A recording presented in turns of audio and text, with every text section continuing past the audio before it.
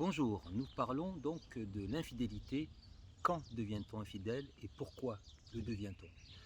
Quand devient-on infidèle? Quand on cherche sur internet, on voit toute une série de situations, messages tendancieux, SMS, réseaux sociaux, bref, des situations dans lesquelles on est en posture d'infidélité.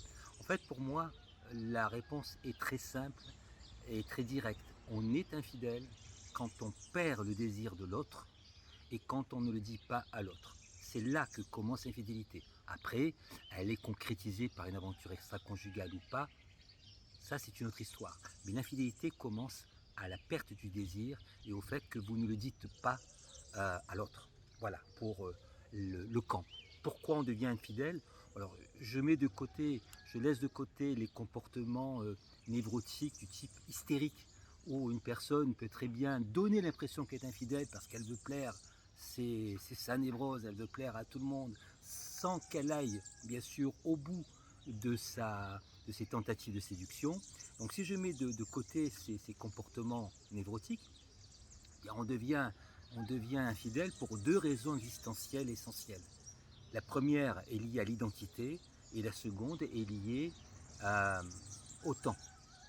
L'identité parce que il y a des personnes qui dans le couple se sentent au bout d'un certain temps emprisonnées, enfermées, leur identité s'est dissoute dans un rôle social, un rôle familial. En psychologie, on connaît bien ce problème, c'est la multiplicité du moi.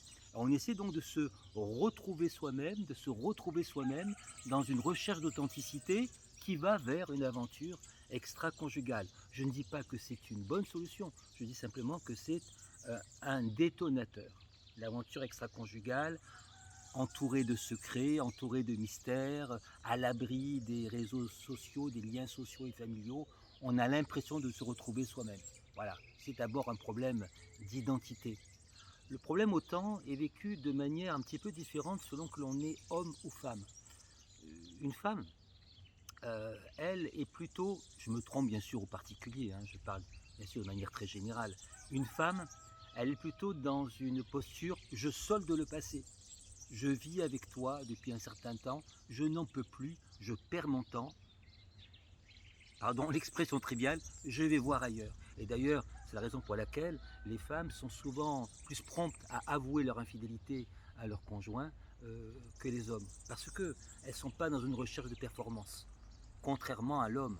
L'homme, lui, il est plutôt dans une posture je veux me prouver à moi-même que je suis encore capable de prouesse amoureuse, capable de prouesse sexuelle, et je vais tester mon pouvoir de séduction avant que je ne devienne un vieillard impotent, avant que le temps ne fasse son œuvre. Voilà les raisons pourquoi on devient infidèle. On parlera dans une autre vidéo de la société, le regard que porte la société sur l'infidélité et aussi comment traverser l'épisode d'infidélité quand on s'aperçoit que l'autre nous a entre guillemets trompé. À bientôt, au revoir.